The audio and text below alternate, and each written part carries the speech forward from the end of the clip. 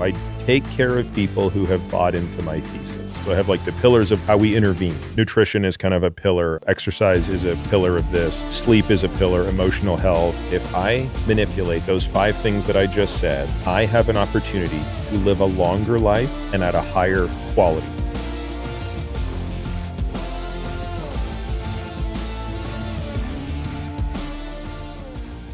Peter Attia, I feel like we've been trying to lock you down for a while now.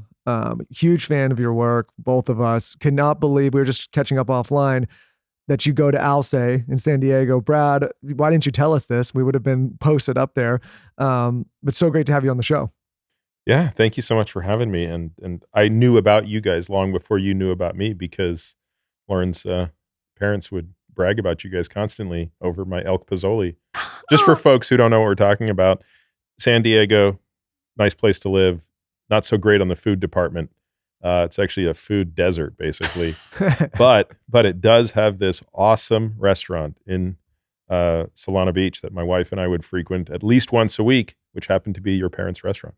That is the best plug, especially with the book that you just wrote. My dad is probably so excited. And just for anyone who's listening, he gets the elk pozole, but he gets it double. No, quadruple. So they make the elk pozole as a dish, but then they make like a shareable bowl that's to feed 4 people, and I get that as my own. I'm literally doing that every single time I go. I might have a margarita with it. Is that okay? I think so. Okay, I'll do really light sugar. Yeah. So we were talking, Ben, I was saying, many of our audience may know you, but I also think many may not. It's a new introduction for you to this demo. And there's so many directions we could take this. When you describe yourself and what you do now, high level, because you do so many things, like what's the quick bullet point of exactly kind of how you work and what you do? Depends on the audience. So if I'm at a party, I weasel out of this as much as possible. I'm a shepherd is usually what I say. And usually enough people don't know enough about shepherds to ask good questions to prove that I'm lying, and I can get away with it, and that's the end of the discussion. Race car driver, I got away with that last week. I was out at dinner. The waitress asked me what I did. Formula 3 driver. She was so sweet because she said, "Are you ever going to drive Formula 1?" I said, "No, I'm never going to be good enough." And she was like, "You got to believe in yourself. You can do it." I mean, she was so kind. But if I get boxed into a corner and I have to talk about what I do, I will begrudgingly acknowledge that I am in the business of trying to figure out how to live longer and live better. So there's so many things when you go into this. One of the things in your book, you talk about the difference between lifespan and health span. And I think that's a great place to start, the distinction between those two things, because what Lauren and I try to do and the information we try to gather on this show, talking to people like yourself, is we're trying to not necessarily live till we're 1,000 years old, but to just feel good every day that we're alive. And I think that might be a decent place to start. Yes, and I would say there's a caveat to that, but which I'll come back to, but you're correct, right? So lifespan and health span are important concepts because the word longevity, most people make synonymous with lifespan. So longevity is living longer, right? But that's not really true, at least not the way I define it. It's also a function of the quality of life. And I think the quality of life tends to matter more the older you get. So I think when you're young, I'd put us all, certainly you guys, in that category. I don't know. I'm certainly into middle age well now, but for someone like you who's very young, it's easy to say, look, all that matters is how good I feel today and how well I function today. And I would just push on that and say, true, but if you can set yourself up to really function well in your 80s, you'll do things now that might be even more demanding, but will pay dividends later. And so really kind of my model is focus on health span at the end of life, because that's the hardest thing to get right. And then everything else will flow from it. You'll get the lifespan, you'll get the health span today, but that's the ultimate goal. It's kind of like delayed gratification. Totally. So what are some pillars of your sort of mission?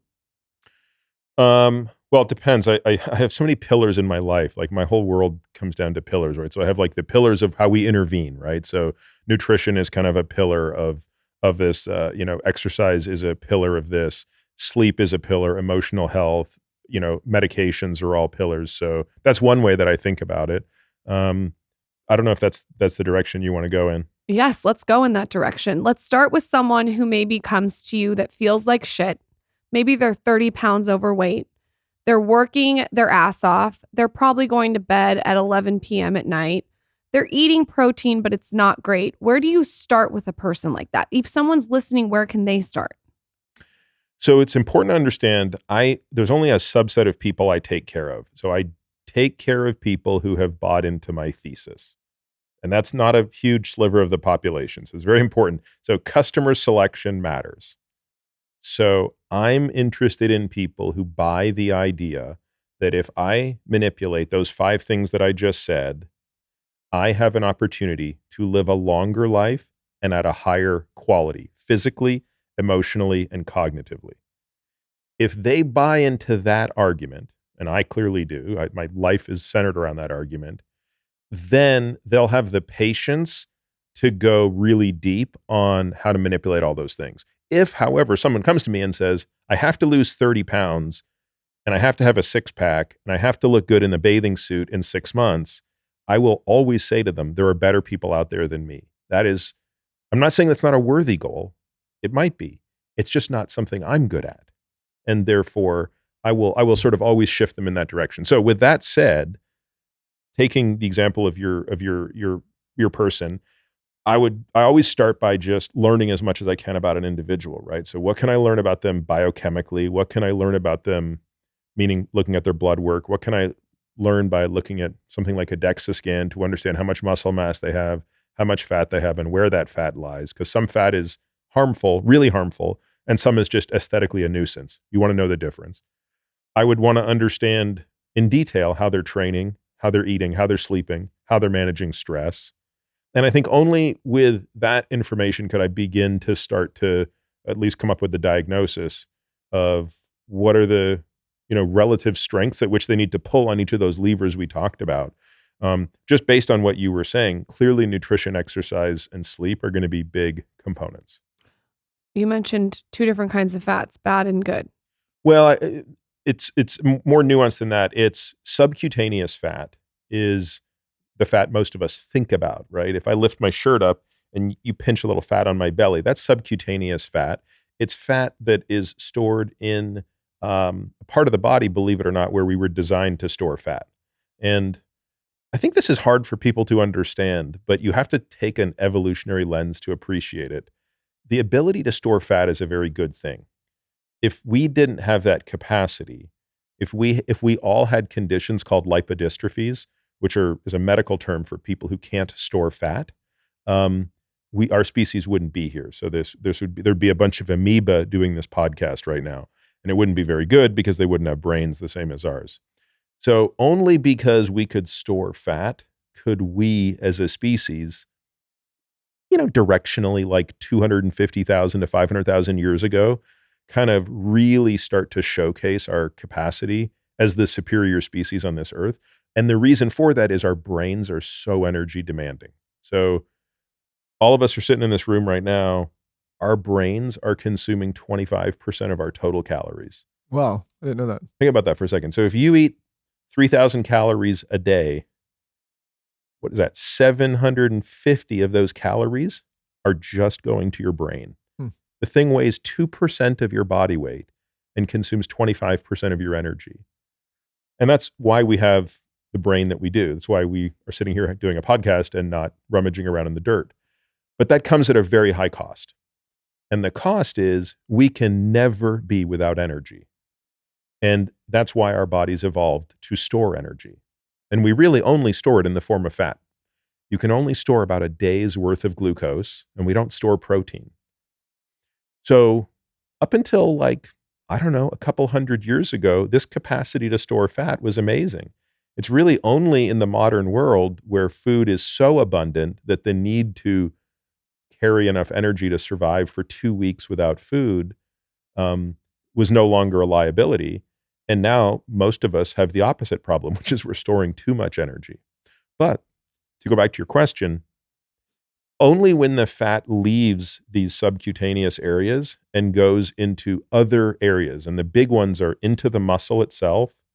So if you look at ever see like a Wagyu steak, how it's like fat is marbling inside the muscle? Sure. Well, we do that too. And that's really problematic. That's what leads to insulin resistance, which I'm sure we'll talk about. If the fat starts to surround the organs in your body, if the fat builds up inside your liver, inside your pancreas, around your heart, now the fat is very problematic. It starts to release inflammatory cytokines. That's the type of fat that actually leads to heart disease, cancer, Alzheimer's disease, all these things. And what are the main reasons the fat would start to go into those areas? Yeah, awesome question. It basically is a genetic issue. So everybody has a different capacity for how much fat they store. And so I'll give you one very obvious genetic difference is Asian to Caucasian. So specifically Asian to Northern European descent. You probably notice, or maybe you've heard the term skinny fat, right? Sure. That you will see that used to describe Asian populations where they don't really, an Asian person who's metabolically unhealthy doesn't necessarily get fat. They'll just get type 2 diabetes, but on the outside, they'll actually look normal. Huh. And the reason is they just don't genetically have the capacity to store as much excess energy. So they'll very quickly go from energy appropriate to energy abundance, but you won't see it. Whereas people of Northern European ancestry can get a lot fatter first, and believe it or not, initially stay reasonably healthy metabolically as they do. So the analogy I use in my book is a bathtub. And different people have different sized bathtubs. So a really big bathtub is a person who could get really, really fat, meaning lots of water could get into that bathtub and not cause trouble until at some point it overflows and then water leaks on the floor, and that's problematic. Yeah, I remember reading in your book, you wrote about this, where it's not necessarily someone, just if you look at someone aesthetically and they're big, that doesn't mean they're necessarily unhealthy compared to somebody who's not. And it comes down to this issue. Is there a reason why people of Asian descent based on genetics have more of that issue than a Caucasian?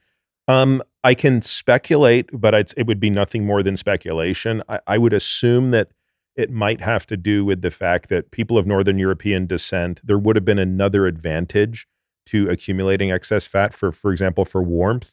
And maybe people of Asian descent, it would not have been an evolutionary advantage to create such insulation. So in other words, maybe there was another advantage beyond the energetic one. Maybe there was an insulation one as well. So for you, and this is a question we asked, like when you were coming on, we asked the audience, like, hey, what questions do you have? And a lot of it centered around what to measure, how to measure, what to look at, what not to look at. And I think based on what you're talking about here, it's so important because Lauren and I both have different genetic makeups. I actually am a quarter Japanese, which is what I was wondering. God damn it, though. I mean, God. But it's important, I think what you're saying, to know these different kinds of markers, because how you would potentially work with me is different than how you would potentially work with Lauren, even if we had the same goal. Well, yes, but I would also argue I wouldn't need to know your genetics to make that distinction. I think in the end, it's measuring what's actually in front of you. So sometimes it's helpful to know that, but like if you were adopted and let's just say you didn't do a genetic, like let's say you didn't know that from a family history standpoint, Sure. and you didn't do a genetic test, which could reveal that through ancestry, we would still be doing the same test on both of you. For example, we would still do a DEXA scan. Okay. And that DEXA scan spits out 4 really important pieces of information that everybody should know about themselves. So the first is your bone density. So everybody should know this. And interestingly, people your age and my age, even I'm 50, a lot of people don't really think much about bone density at this age. It doesn't really start to become a problem until, people have fractures and, falling becomes an enormous source of mortality and morbidity as people age. But if you recognize a person in their 30s and 40s with below average bone density, at least for their age, that's a red flag, and that has to be corrected. We can talk about how you would do that. Second piece of information I want to know from that test is total body fat. And again, I think that might be the least important of the 4, but it still factors into the picture of where do you rank in terms of being on this kind of overnourished versus undernourished pathway, which is the way I sort of describe it. And do they take total body fat as just a comparison against the muscle? The way total body fat is calculated is, so a DEXA scan can only distinguish between 3 types of tissue: fat, bone, and all else. Okay. And the majority of all else, or lean tissue, i.e. not fat, not bone, is muscle, but it's also organs and stuff like that. So body fat is total amount of fat divided by total mass. Okay. And that's pretty accurate measurement. But then they can measure something called visceral adipose tissue, or VAT. And that's something we care a lot about. And that's the amount of fat around the organs. And so we really care a lot about that. So if a person is at the 50th percentile for body fat for their age and sex, so trying to think what that would be. So, that would be like a 40, like someone my age at the 50th percentile is probably 22, 23% body fat. So they're not super lean, but they're, they look normal, right? But if their visceral adipose tissue was only at the 10th percentile, I would say from a body weight, body fat perspective, you're just fine. Because you're just storing healthy. Yeah. And by all means, again, I don't want to minimize a person's goals. If they say, yeah, but like, dude, I want to be ripped.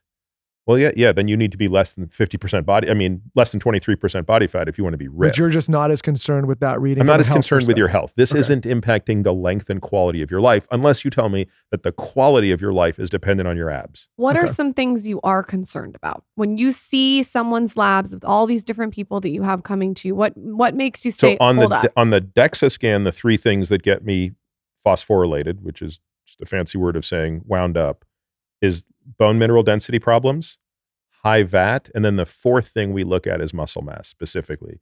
So we look at metrics of muscle mass, and we look at two, but and these are a little complicated to explain technically, but conceptually they're not. We just want to know how much muscle you have normalized to your height, and there's two ways to do that. The first is a metric called ALMI, appendicular lean mass index. So think about appendicular, appendices, arms and legs.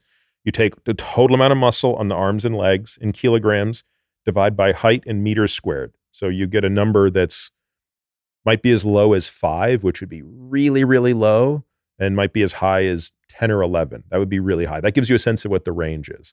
But we put these on a chart, and it will spit it out. So I wouldn't expect you and you to be the same, because you have different heights. You're male, you're female. You're probably about the same age, but all those things factor in. What I care about is percentile. How do you stack up? And so I just looked at a new patient who's not starting yet. It's a patient who's going to be coming on. I just got this person's DEXA scan today. The ALMI is below the 5th percentile for this individual. So body fat is low, VAT is low. I don't remember what the bone density was, but I think it was average. But the fact that muscle mass is below the 5th percentile is a 4-alarm fire in my book. So is that somebody that's either under eating or undernourished, or maybe not working out enough, or what? Yeah, it's all of the above. So not eating enough, not training enough. And let's be clear, genes play a role here. This is a person who just, is of diminutive stature and has, this is a person who would never probably ever be able to amount to having an ALMI at the 95th percentile. But this is a person who could get to the 30th or 40th percentile over 5 years. So when you see that, and in your book, you mentioned this like 4 horsemen of death, which is, tell me if I'm wrong here, heart disease, cancer, neurodegenerative disease, and type 2 diabetes or related metabolic dysfunction. All the metabolic diseases. So when you see that reading, what of those are you concerned that leads to? So one thing I haven't seen in this patient yet, because they haven't started yet, and this is the first piece of data I haven't seen other markers of their metabolic health. Okay. And I haven't seen their family history, and I haven't seen any of their chemistry. So I don't know yet. But what I do know is people with lower muscle mass have higher all-cause mortality across the board. In every one of those kind of functions. And anything that can kill you, which is those things, plus falling, plus kidney disease, everything that can kill you, when your muscle mass is that low. So to put this another way, if you look at a study, and I think I cited this study in the book, if you took a bunch of roughly 70-year-olds and you broke them down into quadrants of like how much muscle mass they had by this metric, this ALMI, and you compare the top 25% to the bottom 25%, and you follow them for 15 years, so 70 years old and on, the people in the top 25%, 80% of them are going to be alive in 15 years. Interesting. In the bottom, half of them will be. So big difference in mortality. Every night without fail, I get in bed. I have my red light bulbs, my 528 hertz, maybe some chimes. My mouth tape is on my side table. And I always, and I mean always, take magnesium. And someone who told me about the importance of magnesium is JS Health. She came on this podcast and just really taught me all about the different forms of magnesium.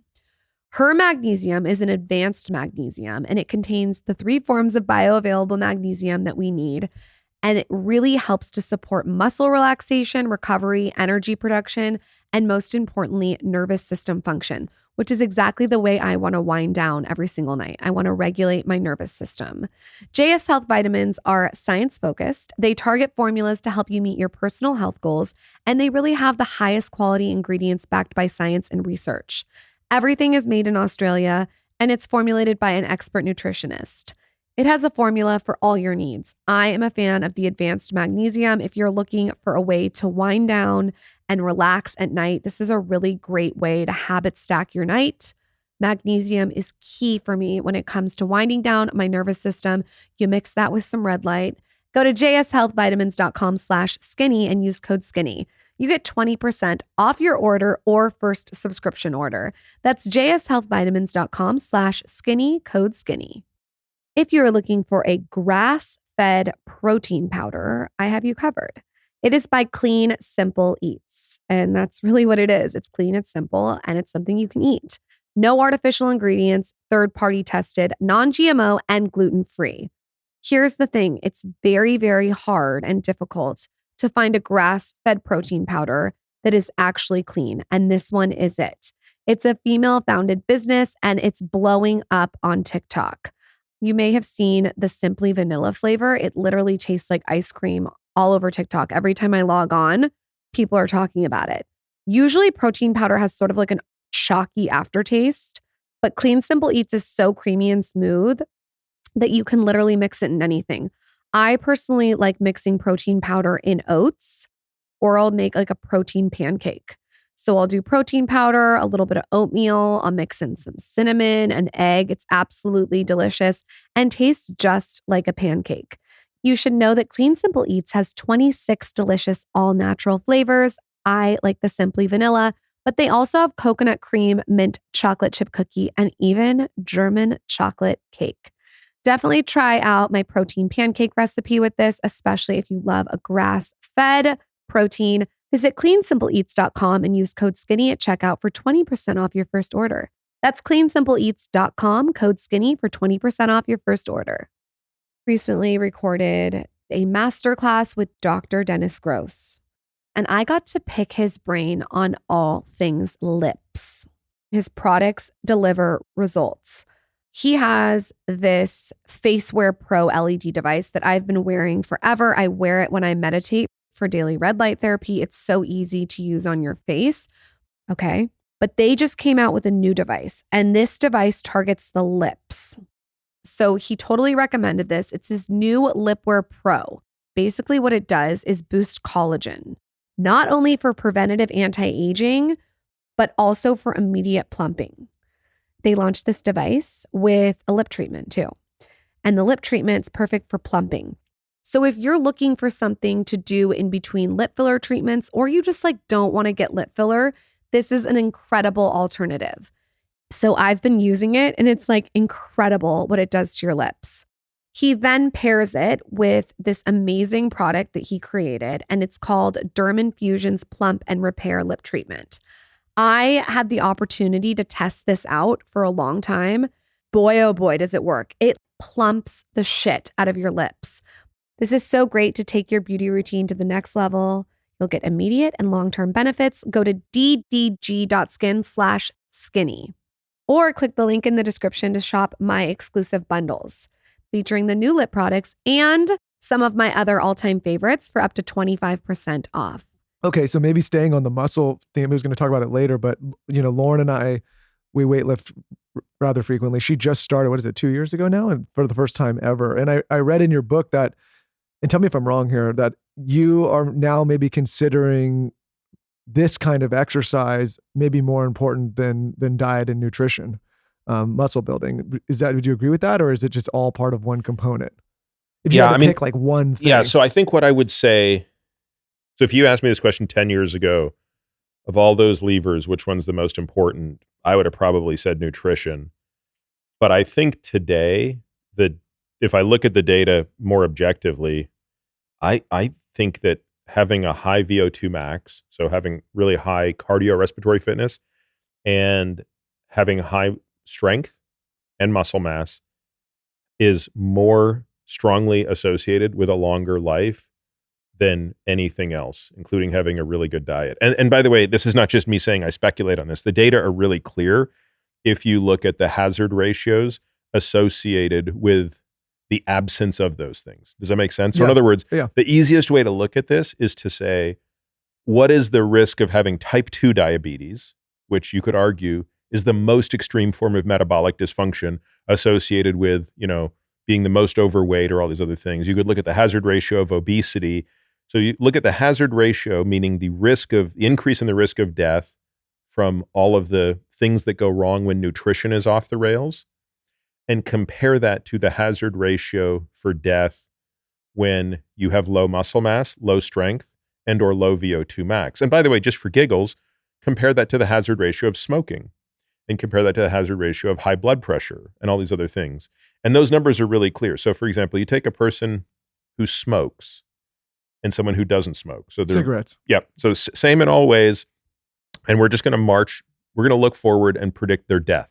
The smoker in any given year has a 40% higher chance of dying from all causes. Okay. What about type 2 diabetes? It's about the same. Maybe a little bit higher. So take a person with type 2 diabetes, compare them to an age, sex matched, everything matched, on the way, same thing. It's about 1.5 to 1.4 to 1.5, which means 40 to 50% greater chance of death. So those are big numbers. Now look at it with low muscle mass and low strength. So you take someone with high muscle mass and strength, low muscle mass and strength, but otherwise they're the same. The difference is 150%. Holy shit. Wow. Now do it for very high cardiorespiratory fitness and very low cardiorespiratory fitness. So top 25% to bottom 25%, it's 175% difference.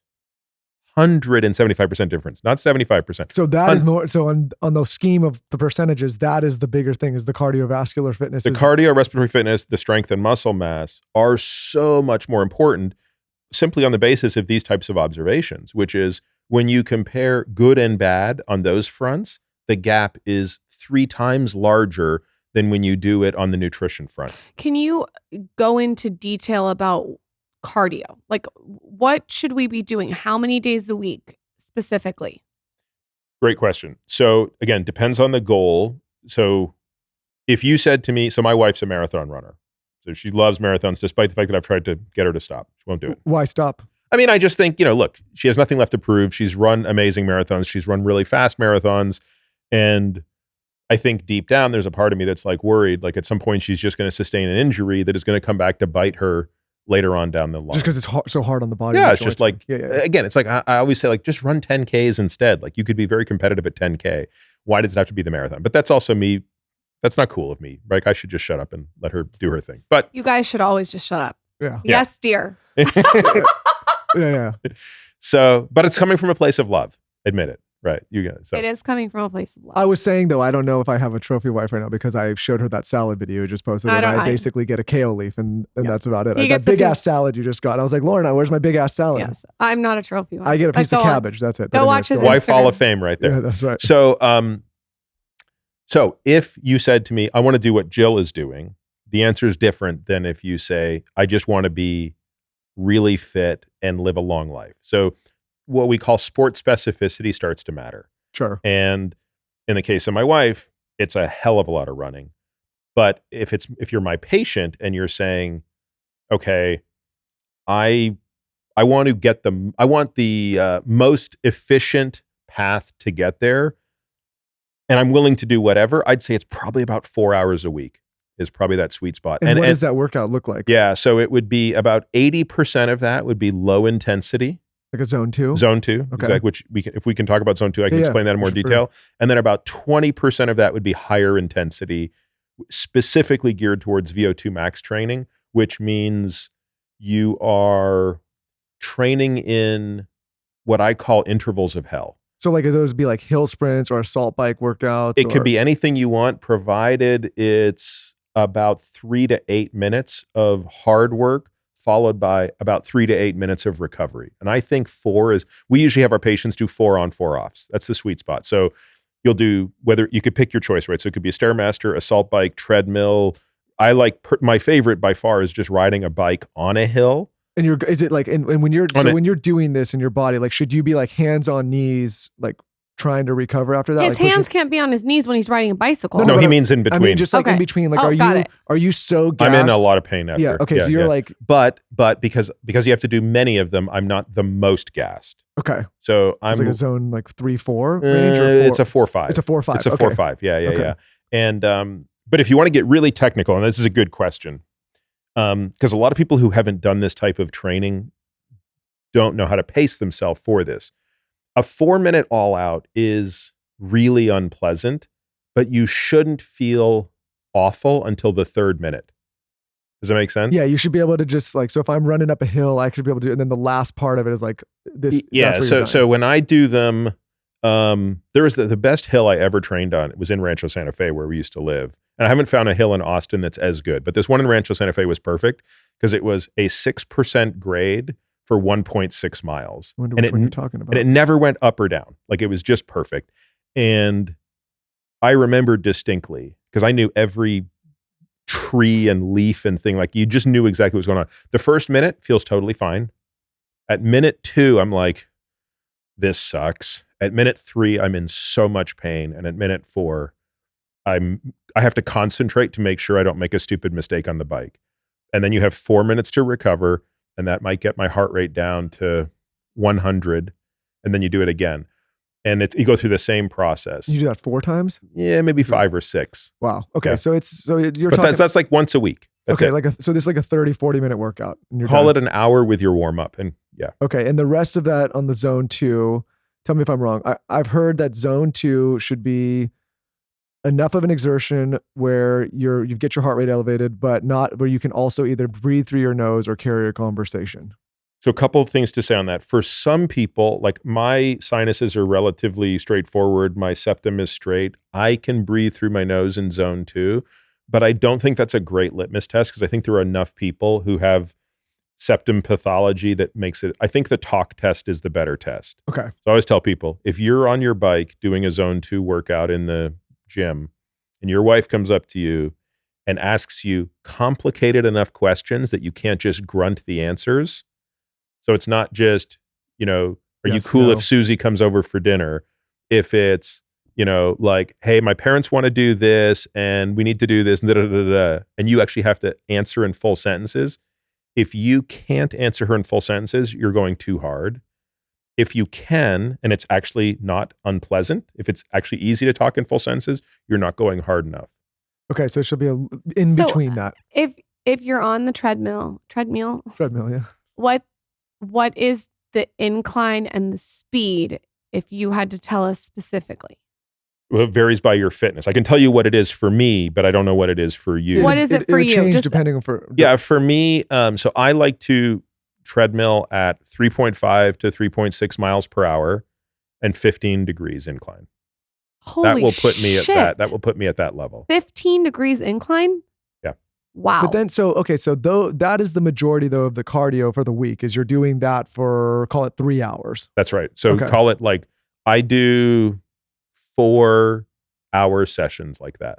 Okay. That's not too bad when you think about it. It's just so you do 4 hours of your treadmill, and then you also do your I do them mostly on a bike. The only time I do treadmill is when we're traveling and they don't have but I do all my zone 2 on a bike pretty much. And do you like that just because it's easier on the body, or? I mean, honestly, I think I don't have a great reason other than I used to be a cyclist. You wouldn't know it to look at my obese body when today. You're a wheel, you like cars and wheels, so it feels like more fun. Yeah. But I think, cycling just it feels very natural to me. And I do spend a lot of other time walking outside. So I kind of feel like I get a good leg workout, Rucking, which is another pastime of mine.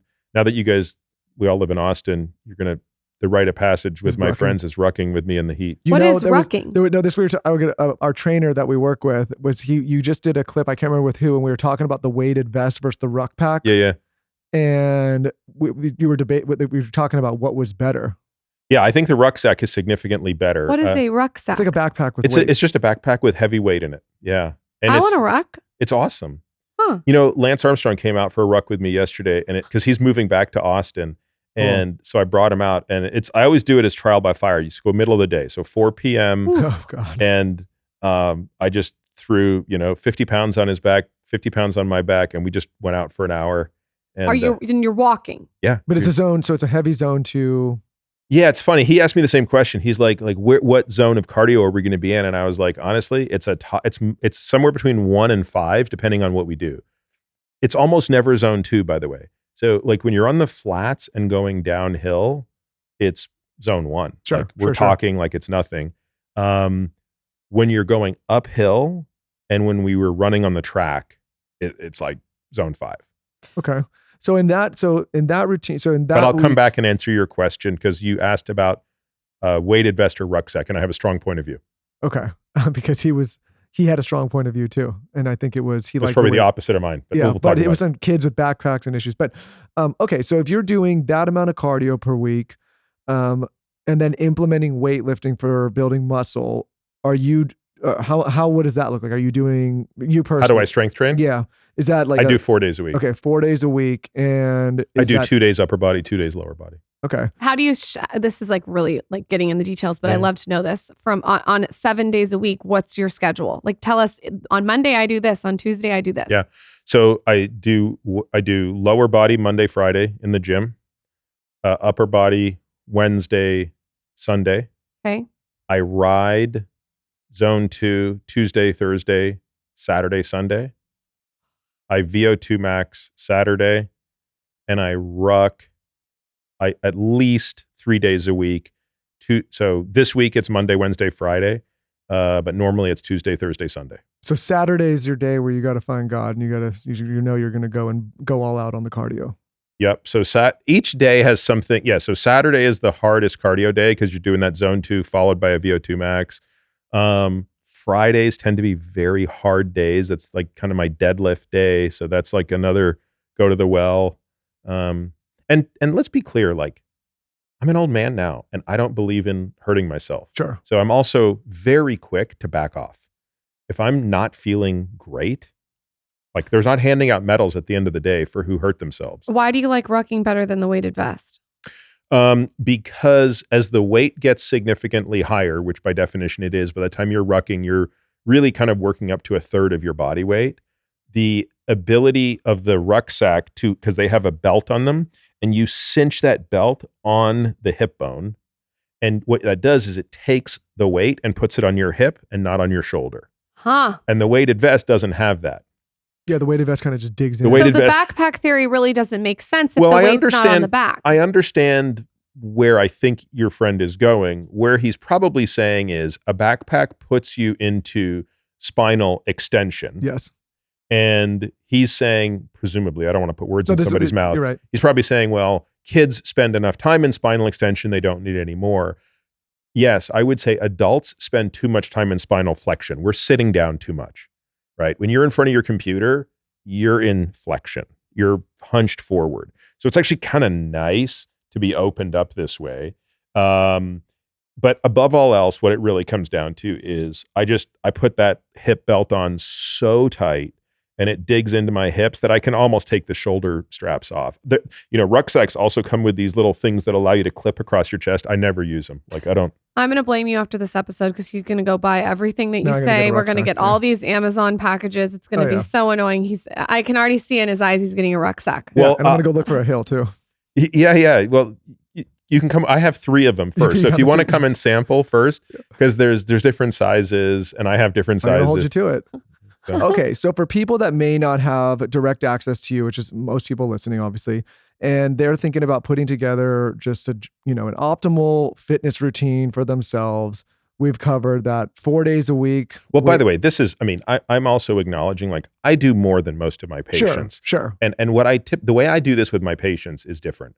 I go to them and I ask them the first question, which is, Michael, how much time are you willing to put into exercise in a week? Just tell me what that number looks like. So balance it with time with your wife, time with your kids, time with work, time with whatever you do, and tell me what that number is. And they'll come back with a number, and it's always less than my number. There's always that one person in the household that has the edge when it comes to managing the finances. I would say in our household, that's me. I've done a finance episode on this show talking about how we manage our money, how we manage our income, all of the different things that we do to save and invest, which is why I love this platform that I'm about to talk about that you can download right now on the App Store, Ibotta. This is a cashback application for anyone who shops online looking to save more when they're already spending online.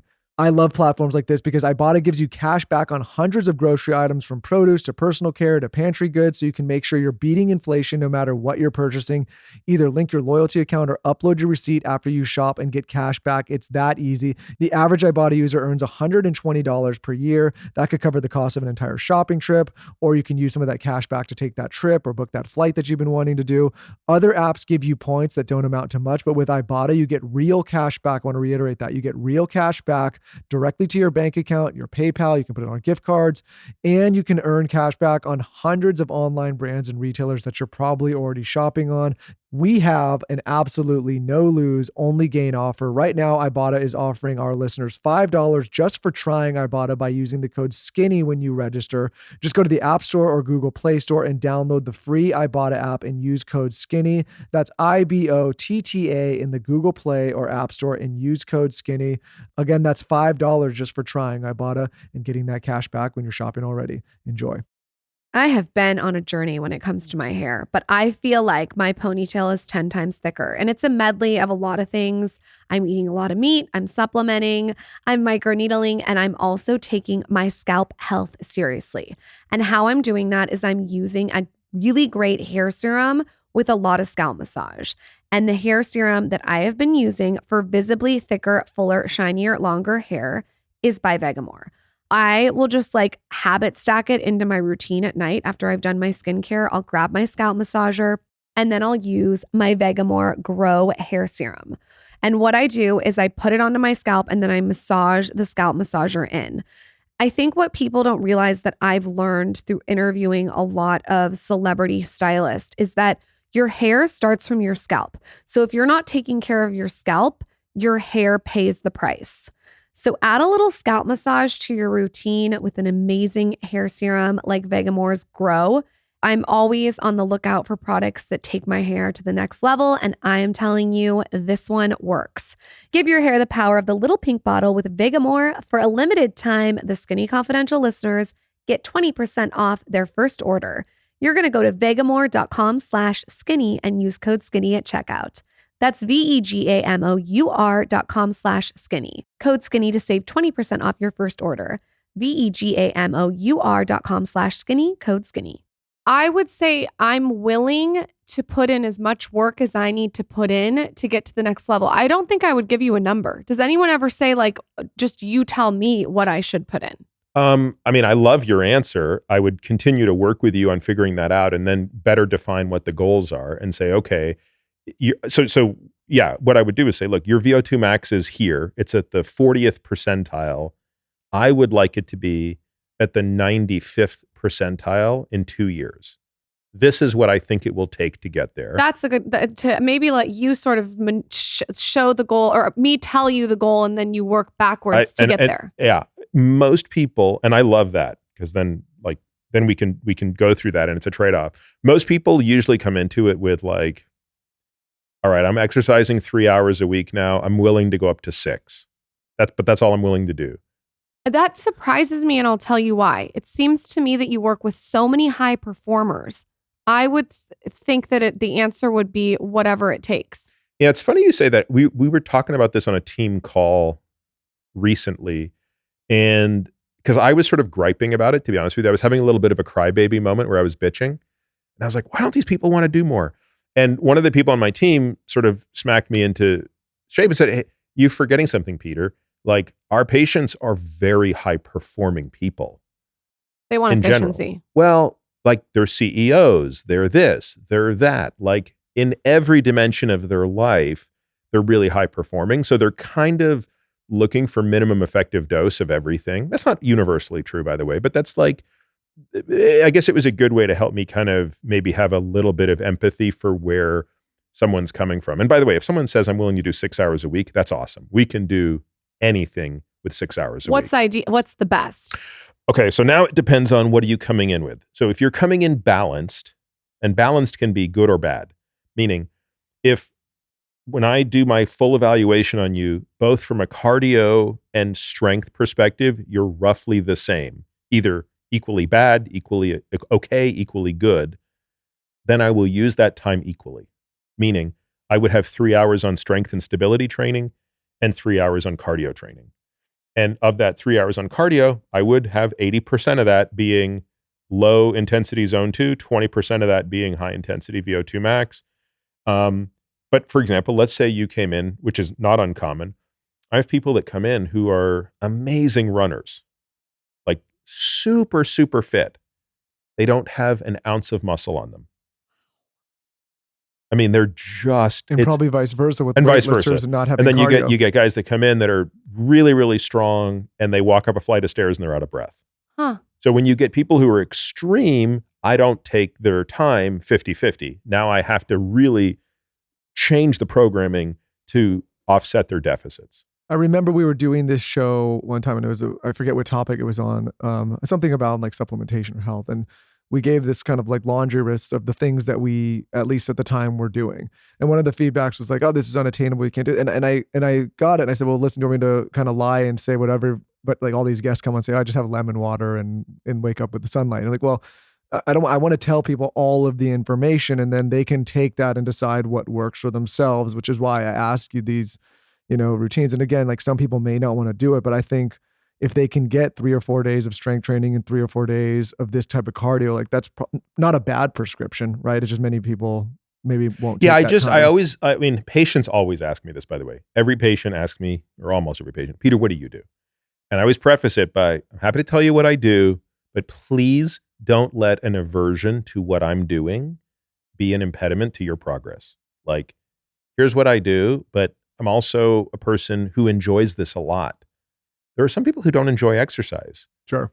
And I enjoy it. Like I would exercise if it was bad for me. That's unfortunately a true statement, right? Like if you told me all this exercise will shorten your life by 5 years, I'd be like, well, so be it.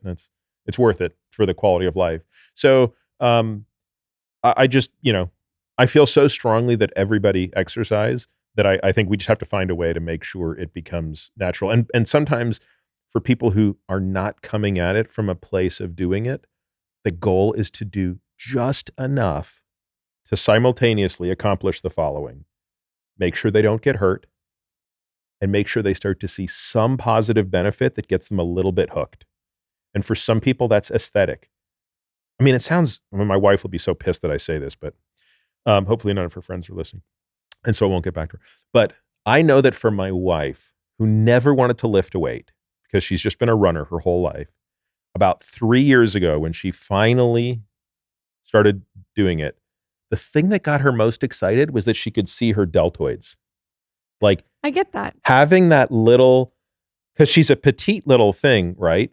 But to have that little pop of a deltoid, she was like, I love this.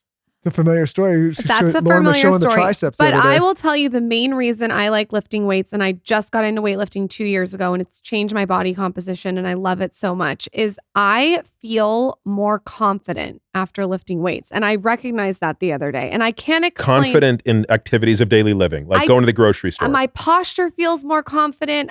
I'm a confident person since I was born. I think I came out. But weightlifting just gives you this confidence. It's an energy. I can't explain it, what it is, but it takes your confidence up in the best way. And it is true. I would do it if it wasn't good for you. It feels good. Well, I imagine when I was a young man and I discovered, like in my room, just like watching Rocky movies, doing push-ups and sit-ups and pull-ups, like you start to see those results as a kid. And you're like, oh, this confidence, like, now you're discovering this as a woman that, older than I was when I started. And I imagine it's that same kind of feeling. It's like, oh, I can actually like change my body and do different things, and then you become more stable and you become more, there's just so many things that come along with building muscle.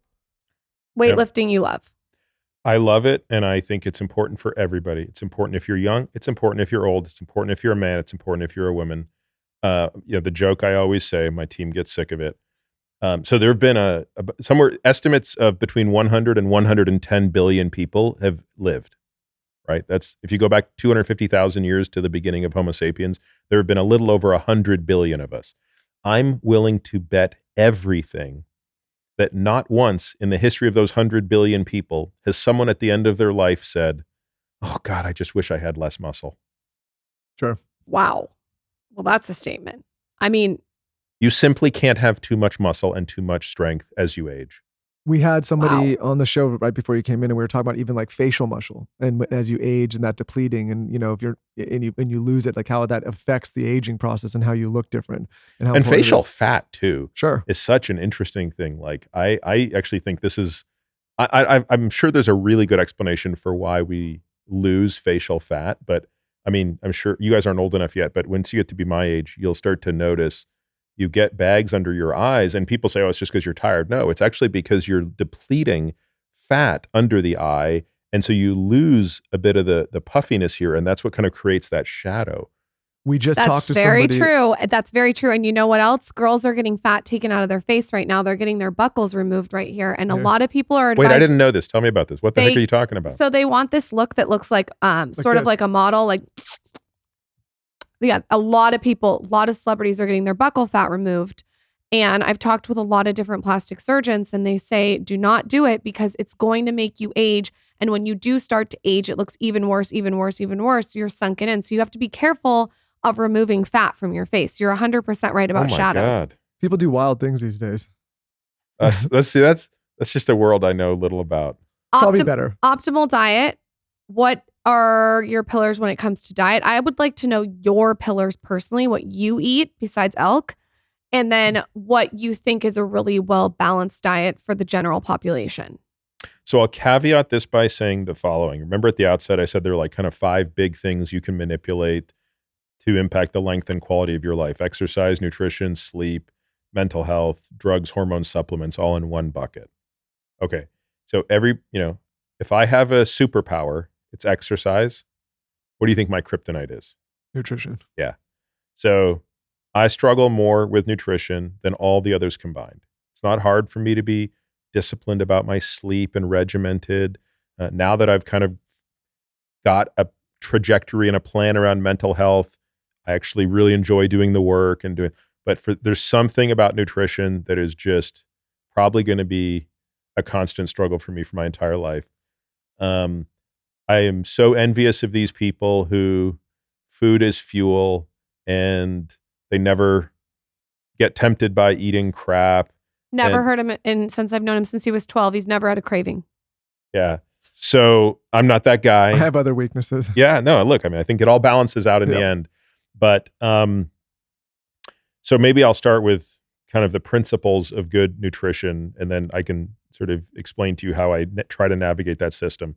So we're trying to basically address a couple things with nutrition, right? So the overall state of energy balance, specifically the amount of muscle mass and metabolic health. Those are really the big things that we're manipulating nutrition on.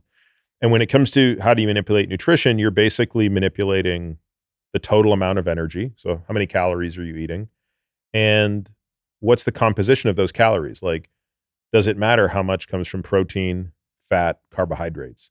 There's a 4th macronutrient, which is alcohol. Doesn't get enough attention, but it's important to remember it has 7 calories per gram. kcals to be more specific. I want to bucket alcohol too and like spend some time on that. We should, yeah, because alcohol is almost as energy dense as fat. So it's very important for the person who's trying to lose weight to be mindful of that. It's very difficult to lose weight when you're having a bottle of wine a day, like, because you're getting no nutritional value, but you're getting a staggering sum of calories. So, in my view, very little is actually known about nutrition, despite how it's represented. And that, includes maybe even how I was representing it a dozen years ago. Something to which I cringe at now was the absolute certainty with which I thought I understood nutrition, which I won't represent 2 now. So if a person needs to be eating less, which truthfully is most of us, like most of us don't need to be eating more. We need to be either eating the same or eating less. You kind of have 3 ways to go about doing that. You can directly restrict the number of calories you're eating. That's called calorie restriction or CR. You can start to restrict macronutrients. So that's what most diets are doing. They're Like kind less of carbs, or Yeah. just like cut the. That's right. Yeah, I'm not eating sugar. I'm not eating carbs. I'm not eating fat. I'm vegan. I'm paleo. Like all of those are Carnivore, basically yeah. forms of dietary restriction. And if you restrict enough, you will indirectly start to restrict the total amount, and you'll accomplish your goal. Of course, you have to be careful, right? Like if you go on the no lettuce diet, probably not going to lose weight because that's not restrictive enough from an energy perspective. And then you have time restriction, or what people call intermittent fasting, where you just say, look, I'm going to not eat during a large enough period of time during the day. And if you make that window big enough, you'll eventually lose weight. How do you feel about intermittent fasting? Because I know that you have thoughts on it. Yeah, I think there are some people for whom it works, but I get worried about it when people who are under muscled do it. Huh. We watched that doc you did with Chris Hemsworth. By the way, I thought it was phenomenal. It was really cool. That whole Thanks. thing was cool.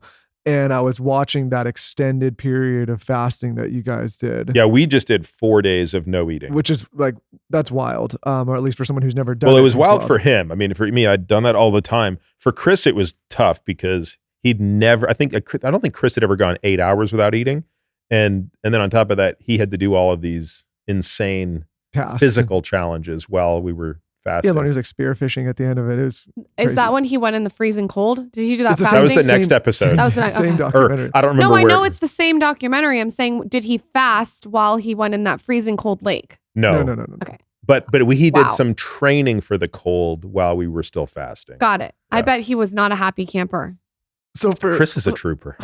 no, you know what was cool about that is you could he put it in, he put the work in on that documentary. He didn't phone it in. Like he did I mean, the it's stuff. so funny you say that because we were talking about this. Oh, I don't know. God, maybe like a month ago, we were talking about something unrelated.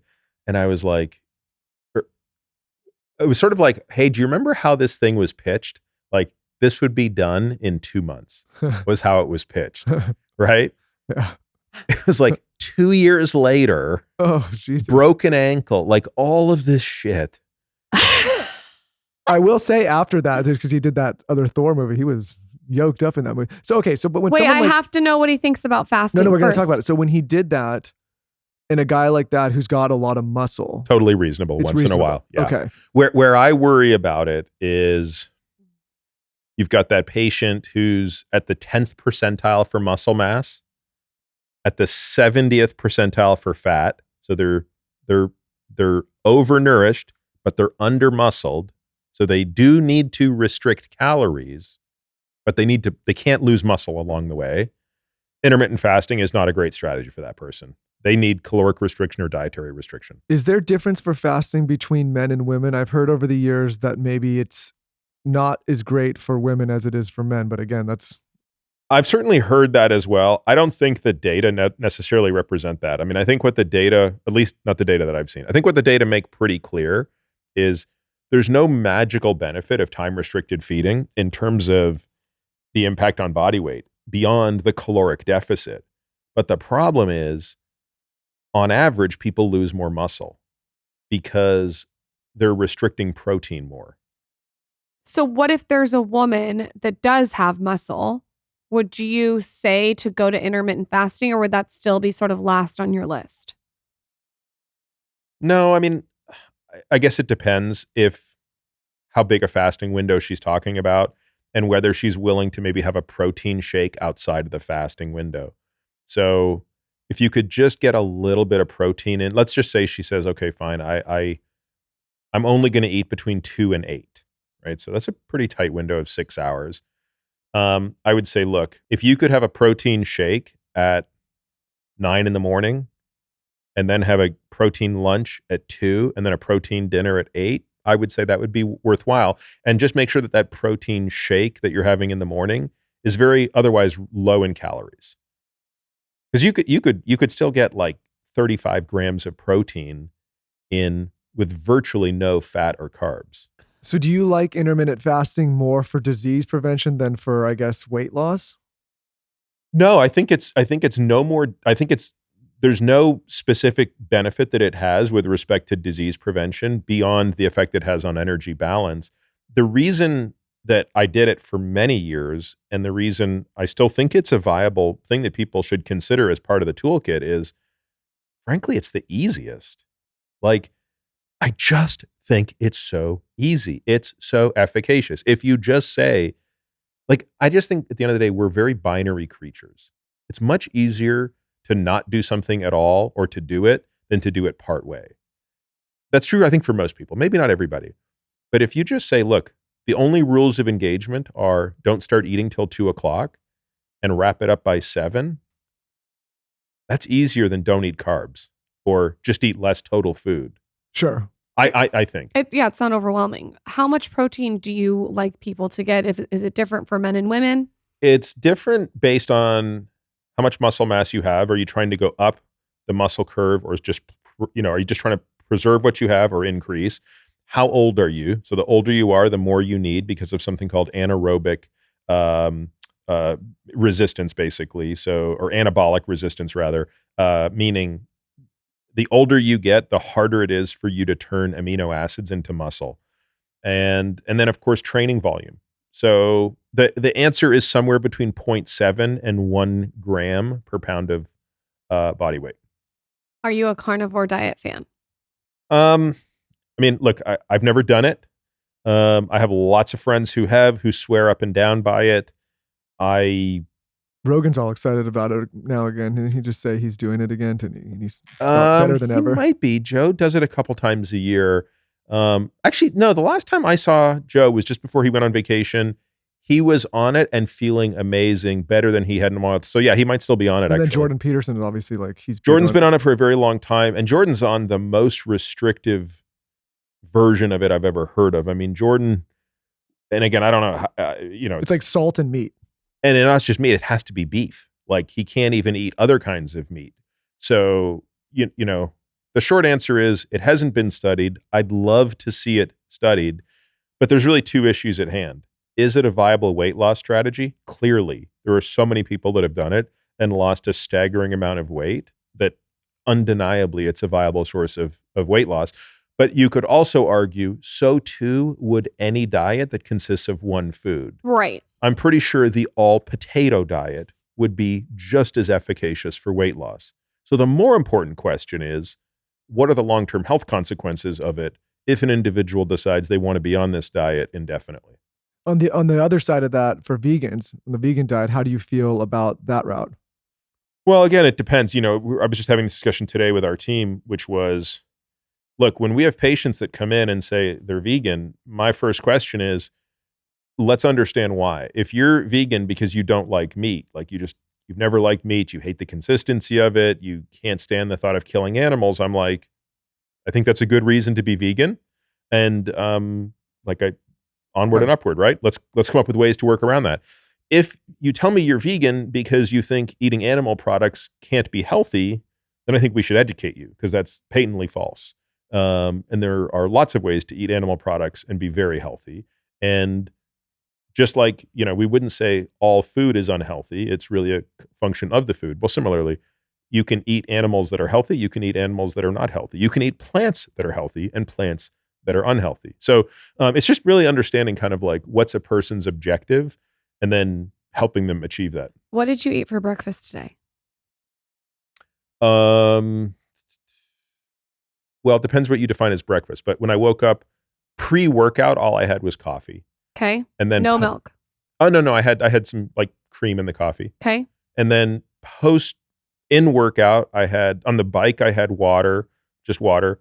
And that's for my zone 2. And then, there's one other type of workout I do that I forgot to describe. 2 days a week, I do something called DNS, dynamic neuromuscular stabilization. These are stability workouts. So then I had my DNS after, and after that, I had 6 pieces of venison jerky. 6 pieces of venison jerky. The reason is each piece is 10 grams. So I was getting or 9 grams. So I got 54 grams of protein. Is this a brand or is this at the farmer's market? It is a brand. It's called Maui Nui Venison. And by full disclosure, I'm an investor in the company. Oh, Michael's going to be buying it. Yep, there we He'll go. be New your biggest customer. Oh my No. God, he's going to be walking around eating jerky. My kids, everything. Yeah, Maui Nui Venison is awesome. And by the way, this is really cool. Like this is a food product that has probably got more vegans eating meat than anything I've ever seen. Because again, if you're a vegan who's opposed to eating animal products because of the way animals are treated, they very much come to see like, wow, this is the most humane operation in the United States. So it's a type of animal called axis deer, which are not native species in the United States, but they were brought to Hawaii in the 1950s for hunting, and then they proliferated like crazy because they have no natural predator. They then created such a problem. They were destroying so much land.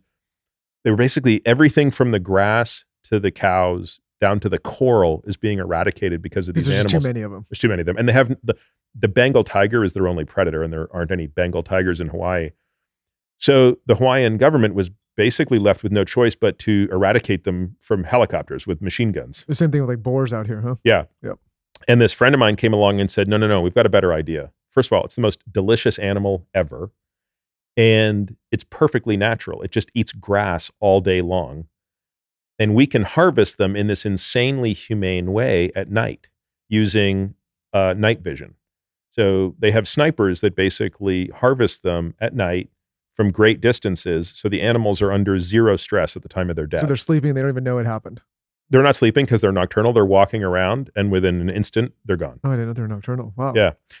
So the jerky is incredible, and I've become totally obsessed with it, and it's my mainstay of snack. So coming to this podcast, is that what you've had? You said 10 or 7 pieces. I forgot. 6 pieces. So about 50 grams of protein. Okay. And so that would have been at 10 o'clock. Okay. Then I did a bunch of work. And then just before coming here, I had a bowl of Greek yogurt with like, I don't know how to describe it, but like it's sort of it's a granola, but it's like more of a nuts type of granola. Okay. Yeah. Your diet doesn't sound bad to me. No, but I mean, I'm eating okay today so far.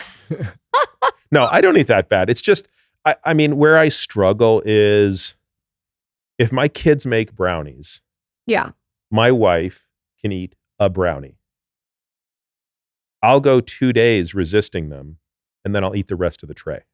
No, I'll do stuff like that. Like the other day when you had the cookies out, and I had like 2 of them, and then I looked. I'm like, if this stays in this house, I will. Like I threw them away. Oh, you're the one that threw those cookies away. Yes, I told you, because I know that if they stayed there, nobody was going to eat them. She's got the discipline. I will do stuff like that. I'll eat the cookies. Yeah, so it's like so my wife and I were rucking the other day. By the way, husband and wife ruck, awesome. No, so husband. It sounds so interesting. My husband, my wife and I were you said rucking. Rucking? Yeah. Okay. With an R. Okay, got it. And so then what? So we were out there rucking yesterday, or not yesterday, 2 days ago, and I said, like, I really laid it out. I was like, I need your help. Like, our pantry is getting out of control. Like, there is so much crap in that pantry that is so tempting to me. And I just was like, we can't do this anymore. Like, it's not fair to the kids that they should be exposed to junk food. Just because they want it, we can't have it for them. And it's not fair to me because I have no willpower. So it's like everybody's losing when we have Pringles. The number one skinny tip I've realized is to not have it in sight. The problem is when you have cookies in sight and brownies that's why for me, I just try to eliminate it all from my house. And then I'll have like my Hue chocolate bars, like a piece at night so I can get something. You can't have it in sight. No, People come over and are like if I have a bag disappointed in our of flaming pantry. hot Cheetos in my pantry every single time I walk in, or a McDonald's Happy Meal, I'm going to want it. No, this is where my wife and I had a little bit of a tiff on the ruck, was I said, look, I preach this to my patients. Like, the answer is default food environment. Default food environment. You only want to exert willpower in very brief spikes, which is when you're shopping. That's when you resist the urge to buy the crap. and you never go shopping hungry, and you never go down the middle aisles. Or you just Postmate it and you have it all delivered to your house so you don't even have to look. Even better. But then the goal is set up the environment such that you don't have to exert willpower when you're in your home. Yeah. When you are hungry, when you are tired, when you are weak. Is that ever a lot of pressure to be who you are and have written this book and to have all these high performer clients, and then you feel like you have to be doing certain things because you're the doctor? I don't, because I think I'm very transparent about my shortcomings and I'm very open about my struggles, and I never represent myself to be, the master and the guy. Like I'm, so yeah, I think if I were representing myself in that regard, it would be horrible. It would be like you'd feel like you couldn't, let your hair hang down, so to speak. But no, I don't feel that pressure at all. I just feel like, hey, I'm frustrated because I shouldn't be eating any Pringles, and yet every time there are Pringles in our pantry, I go in and get a handful of them. I think it's refreshing that you open up like that. I think that's great. I think it makes it easier, like you said, to have your patient open up to you. Hey guys, thanks for listening to this episode. Be sure to tune in this week on Thursday on audio and Friday on video to part 2 of this episode with Peter Attia. Again, most of our episodes typically are around the hour 15, hour and a half range. This one spanned 2.5 hours, so we wanted to make it a 2-parter to make sure we got all the information in this well over 2.5 hour conversation with Peter. So be sure to tune in to part 2 later this week.